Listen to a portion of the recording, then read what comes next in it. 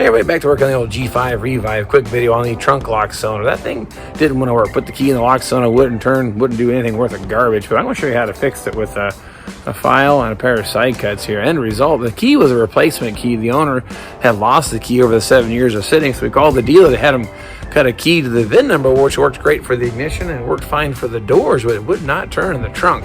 So we're going to get that thing fixed because I'm not going to climb to the trunk again to get to the battery. I'm going to start from the very beginning. Here's the key they had. In the very first episode, I tried to get the trunk to open with the key, and it's probably going to do the same thing. Get the key to go into the lock cylinder here. Maybe.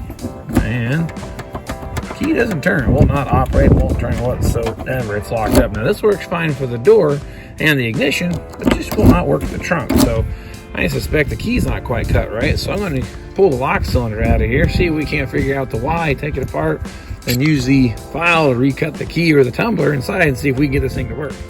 All right, what I want to get to is get this lock cylinder torn out of the back of this car because the key will not turn. Pull this trim panel down, you look up inside here. It appears what's going on, if we get you in there, is there's the lock cylinder. We need to pull that metal tab that's sitting around there out of there. I get a grip of that little metal tab there, pull that out, and it should be able to pull that lock cylinder out of the back of the car. Get that thing ripped out of there. This is the tab that holds the lock cylinder in there. Grab the whole some side cuts here. Seems to work pretty good. Now maybe I can wiggle that lock cylinder out of the trunk here. Let's see what's going on with this lock cylinder. Why the key won't turn.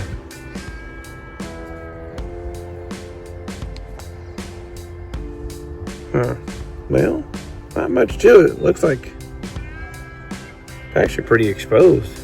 See if I can get the key to work now.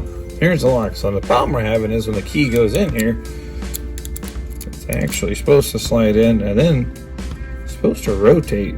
It wiggles here. It doesn't quite work right. So either we got the cylinders jammed up or maybe not the right key, but this key fits the ignition and the door fine. But I'm wondering if it's sitting for so long has caused some malfunctions here.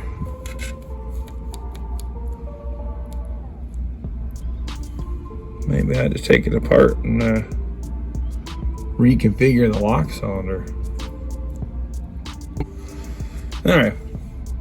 Dug into it here looking at it. The little tumbler moves all the little pieces inside the shoe. You can watch those things move up and down as the key goes in. And watch them kind of dance there. But the one in particular not working right. This one back here, it seems to be sticking up just a little bit too high. Question is, why? Don't want to start modifying the key too much because this fits the door and the ignition fine. But it'd be kind of nice to open the trunk with the key. So do I file on the key a little bit and see if I can't make it work more gooder? When the key goes in, it needs to fall back down, and it's not. And that would be this slot right here. So I want to file on that just a little bit. See if we can't get that key to work.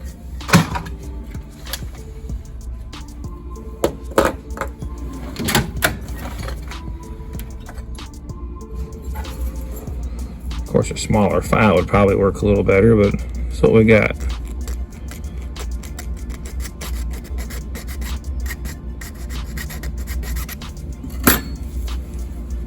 Okay, well, I filed off a little bit of the key, probably a little more than I probably should have, but let me check this out now. Put the old key in and come on, get the key to go in.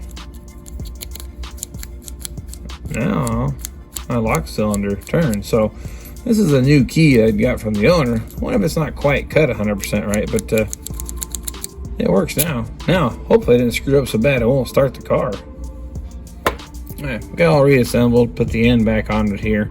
Started taking it apart thinking that was the way to go, but evidently not. Just file the key a little bit and now I can put that key in, spring works, so we'll stab this back in the car and should be able to open the trunk just fine. Alright, here we go. Now this gets lined up just right. There's a spot inside there, it's kind of hard to see. If you look inside, you'll see the slot that thing rides in. So just got to line it up as you put it through there. Not maybe too complicated. And of course, if you get it right, the key turns now. see if I got that in there. Okay, there's the lock cylinder. It's through. Just got to put the little bracket back on to lock it into place. And it appears we should work. Let's see a little bracket held back up in place, a little spring-loaded doohickey, but it's in there. So I guess the moment of truth is shut the trunk. See if it'll open. How about that? Hey, so there you have it. Quick little fix there. Refile on the key, make work for the lock cylinder.